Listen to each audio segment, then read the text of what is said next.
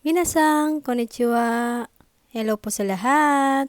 At dahil walang pasok ngayon, magbabakasyon muna kami kasama ang mga bata at syempre kasama din ang bagong miyembro ng aming pamilya. Ito ang first outing na makakasama namin si Baby Papi at syempre si Baby Muning. At heto nga, pagdating pa lang namin sa aming tutuluyan, dumiretso na agad kami dito sa tabing dagat. Kahit malayo ang biyahe at pagod, sulit na sulit dahil kung ito ba naman ang view na sasalubong sa iyo, tanggal lahat ng pagod mo. Dahil sa ganda ng view at sa tunog pala ng agos ng tubig ng dagat, sobrang marerelax ka na. Iba yata talaga kapag nagkakaedad ka na dahil napapamahal na ako sa kalikasan. Habang kinukuhanan ko ng video ang kalangitan, sarap na sarap at relax na relax ang mga mata ko dahil sa ganda ng kalangitan at nakaka-amaze sa sobrang ganda.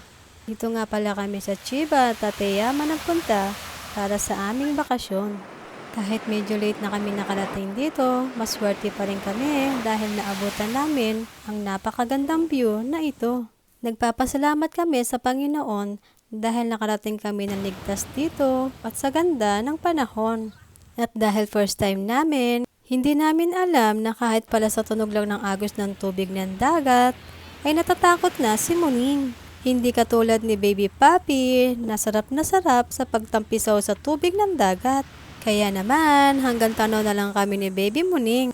Fast forward na tayo at heto nga, bumalik na kami dito sa aming tinutuluyan. At dahil sa kabisihang mag-akot na mga gamit, nakalimutan ko tuloy mag-room tour. Hindi bale, ang importante, nakapunta kami sa tabing dagat na may liwanag pa at nakasama namin sa paglakad sa tabing dagat ang aming mga bagong babies. At dahil nga napagod sa biyahe, ayan, at todo relax naman at todo pose pa. O siya, dyan na muna kayo at kami ay kakain na muna. At dahil nga ang haba ng binyahe namin, malamang mapapasabak kami sa kainan nito.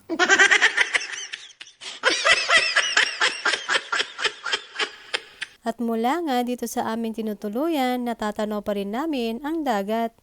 Hindi na nga lang masyado nakikita dahil madilim na ang paligid. O siya at kami kakain na. Bago pa kami maunahan ng mga insekto sa aming pagkain, dito ko na po tatapusin ang aking vlog. Maraming salamat po sa lahat at huwag po nating kalimutan, just enjoy life. Good night everyone!